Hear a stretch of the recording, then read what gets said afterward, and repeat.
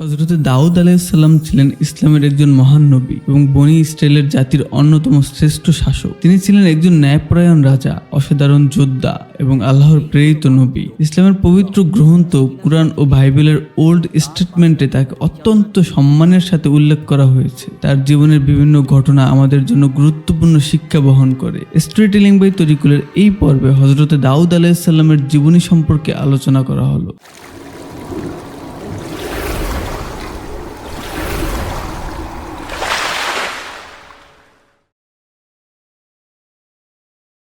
হযরতে দাউদ আলাইহিসসালাম ছিলেন বনী ইসরায়েল জাতির একজন মহান নবী ও ন্যায়পরায়ণ রাজা। তিনি হুয়ায়দা গোত্রের ইশাই নামক এক ব্যক্তির সন্তান ছিলেন। কুরআন ও হাদিসে তার জীবনী সংক্ষেপে বর্ণিত হলেও বাইবেলের পুরাতন নিয়মে তিনি ইসরায়েলের দ্বিতীয় রাজা হিসেবে পরিচিত। তিনি ছিলেন বনী ইসরায়েলের নবী হযরতে মূসা আলাইহিসসালাম ও হযরতে হারুন আলাইহিসসালামের পরে আগত অন্যতম গুরুত্বপূর্ণ নবী, যাকে আল্লাহ সুবহানাহু ওয়া তাআলা রাজত্ব ও নবুয়তের দায়িত্ব প্রদান করেছিলেন। হযরতে দাউদ আলাইহিসসালামের জীবনের অন্যতম গুরুত্বপূর্ণ ঘটনা ছিল বিশাল দেহী অত্যাচারী শাসক জালুতের বিরুদ্ধে বীরত্বপূর্ণ যুদ্ধ।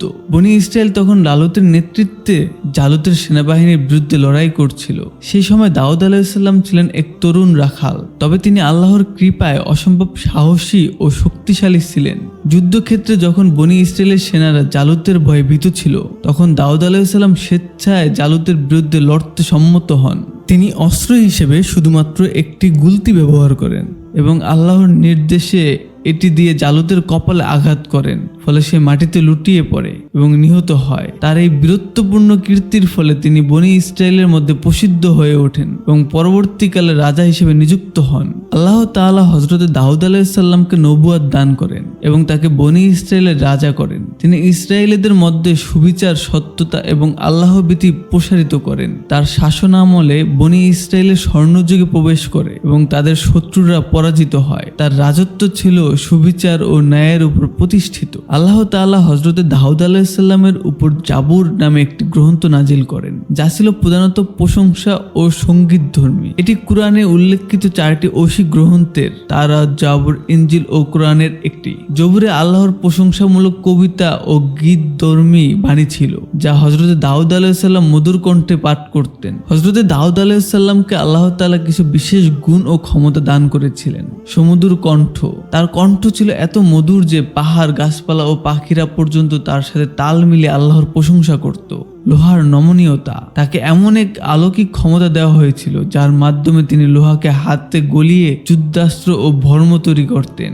ন্যায়পরায়ণ বিচারক। তিনি ছিলেন ন্যায়ের প্রতীক, যিনি সবসময় আল্লাহর বিধান অনুসারে বিচার করতেন। একবার হযরতে দাউদ আলাইহিসসালামের দরবারে দুটি ব্যক্তি বিচার চাইতে আসে। একজন অভিযোগ করে যে অপর ব্যক্তি তার 99টি ভেড়া থাকার পরও তার একমাত্র ভেড়াটি দখল করতে চাচ্ছে। হযরতে দাউদ আলাইহিসসালাম তাৎক্ষণিকভাবে রায় দেন যে এটি অন্যায়, কিন্তু পরবর্তীতে তিনি উপলব্ধি করেন যে এটি আসলে আল্লাহর পক্ষ থেকে একটি পরীক্ষা ছিল এবং তিনি দ্রুত অনুতপ্ত হয়ে আল্লাহর কাছে ক্ষমা প্রার্থনা করেন। হযরতে দাউদ আলাইহিসসালামের সন্তানদের মধ্যে অন্যতম ছিলেন হযরতে সুলাইমান আলাইহিসসালাম, যিনি তারপরে নবী ও রাজা হন। তিনি ছিলেন জ্ঞানী ও বিচক্ষণ, যার শাসনামলে বনী ইসরায়েল আরো সমৃদ্ধ হয়। হযরতে দাউদ আলাইহিসসালাম দীর্ঘদিন ন্যায়পরায়ণ রাজা ও নবী হিসেবে শাসন করার পর ইন্তেকাল করেন। ইসলামী বর্ণনায় বলা হয় তিনি 100 বছর বয়সে মারা যান। তার ইন্তেকালের পর তার সুযোগ্য পুত্র হযরতে সুলাইমান আলাইহিসসালাম রাজত্ব ও নবুয়তের দায়িত্ব পালন করেন। হযরতে দাউদ আলাইহিসসালাম ছিলেন একজন মহৎ নবী,